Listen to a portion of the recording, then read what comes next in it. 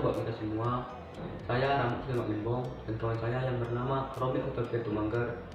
Kami mahasiswa dari IAIN Torutung, Prodi Teologi semester pertama. Di sini kami akan menyampaikan hasil diskusi kami mata kuliah Teologi Komunikasi dosen pengampu Pak Wendy Utahayan MTH dengan judul materi Warta Jemaat dan Renungan Harian dalam Komunikasi. Baiklah, poin pertama dengan tema Warta Jemaat akan dijelaskan oleh teman saya yang bernama Romi Octavia Tumanggar. Kami persilahkan untuk Romi supaya dijelaskan tentang warta jemaat. Halo, saya Romi Octavia Tumanggar. Di sini saya akan menjelaskan materi pertama kami, yaitu warta jemaat. Langsung saja, warta jemaat adalah merupakan media informasi dan pembinaan gereja, khususnya Gereja Masehi Injil di masa GMIM. Warta jemaat berisikan informasi seperti jadwal ibadah ataupun pelatihan-pelatihan yang dapat menentukan kreativitas dan kualitas iman jemaat. Warta jemaat juga dapat kita artikan sebagai informasi susunan penata layanan setiap pekan, jadwal ibadah rumah tangga, jadwal pengucapan syukur, ucapan ulang tahun dengan daftar warga yang berulang tahun di sepanjang pekan, dan laporan keuangan. Nah guys, warta jemaat ini dibagi menjadi dua fungsi. Fungsi pertama adalah sebagai media komunikasi. Media ini menyajikan lebih bersifat kepengumuman sehingga terkesan kaku. Untuk menonjolkan kesan sebagai media komunikasi penyajian yang lebih komunikatif dibutuhkan. Hal ini ditunjukkan dengan penyajian informasi menyerupai satu atau dua paragraf tergantung kebutuhan, bisa berupa hal-hal yang terjadi dalam berjemaat, kelahiran, kematian, dan lain sebagainya.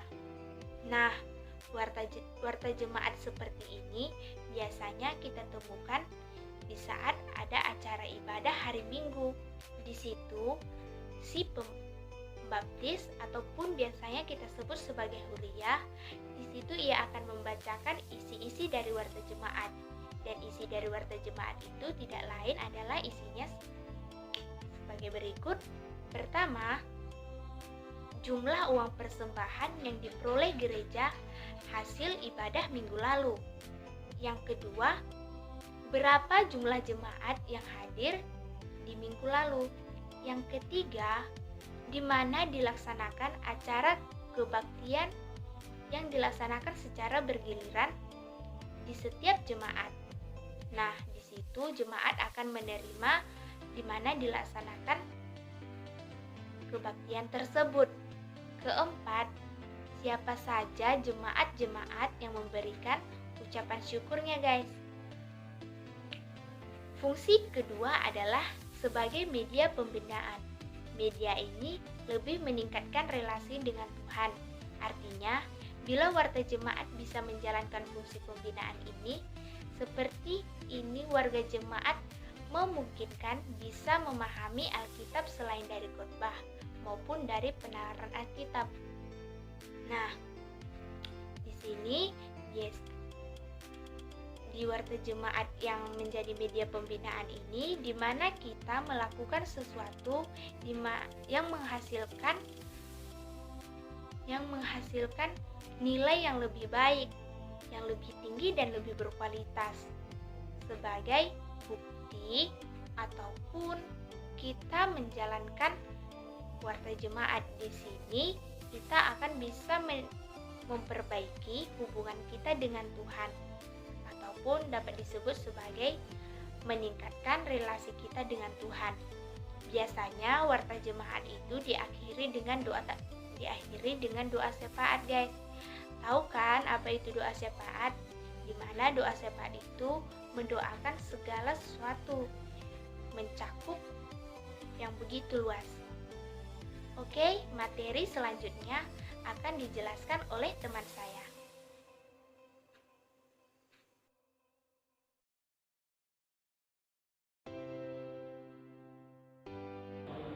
Baiklah, di sini saya akan menjelaskan tentang pengertian renungan harian.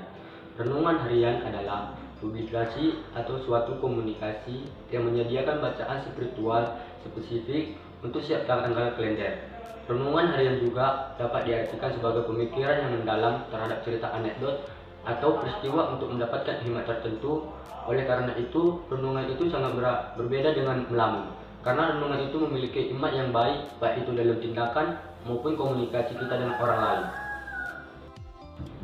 Di materi kami ada 6 fungsi renungan harian. Yang pertama yaitu mengisahkan, menjelaskan, memaparkan tentang suatu perikop.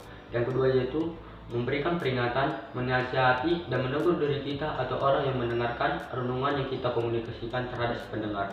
Yang ketiga yaitu menyemangati, memberi ketenangan, dan menguatkan lewat renungan-renungan rohani yang kita dengarkan lewat komunikasi yang kita terima dari seorang yang memberi renungan kepada kita. Yang keempat yaitu memberikan orientasi atau jalan keluar kepada kita yang memiliki masalah hidup.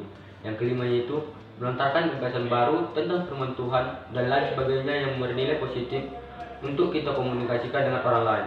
Yang keenam yaitu memberikan inspirasi, dorongan untuk bertindak dengan nyata agar kita lebih bersemangat untuk melakukan aktivitas.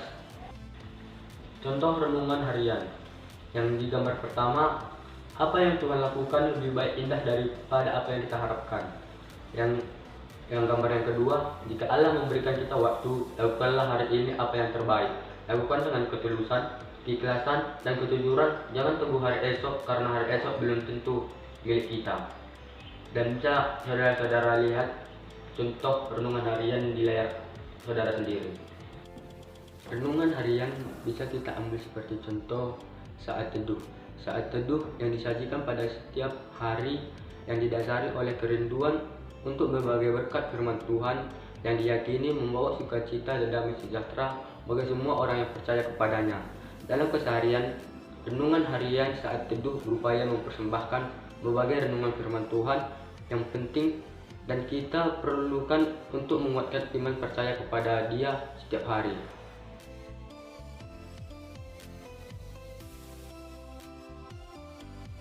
Kesimpulannya adalah fungsi komunikasi dalam renungan warta jemaat dan renungan harian adalah ketika seseorang yang menyampaikan atau mendengarkan renungan warta jemaat dan renungan harian itu dikatakan sebagai komunikasi. Mengapa dikatakan komunikasi? Karena komunikasi adalah suatu proses ketika seseorang atau beberapa orang, kelompok, organisasi, dan masyarakat menciptakan dan menggunakan informasi agar terhubung dengan lingkungan dan orang lain. Pada umumnya, komunikasi dilakukan secara lisan ataupun verbal yang dapat dimengerti oleh kedua belah pihak. Itu dia guys, mengapa renungan warta jemaat dan renungan harian sangat membutuhkan komunikasi. Karena ada si pendengar, ada juga si pemberi informasi. Karena renungan warta jemaat dan renungan harian berupa informasi, walaupun si pendengar renungan harian ataupun warta jemaat tidak menggunakan argumen, tidak mengeluarkan pendapat di saat mendengarkannya, tetapi ketika mereka memberikan mimik atau dengan wajah yang memiliki ungkapan, tidak harus diungkapkan tapi wajahnya mewakili, itu dikatakan sebagai komunikasi, di mana kita memperoleh informasi penting. Baik, hanya itu hasil dari presentasi kami. Banyak kesalahan ataupun kekurangan, boleh teman-teman berikan saran melalui kolom komentarnya. Dan jangan lupa subscribe dan like-nya, juga share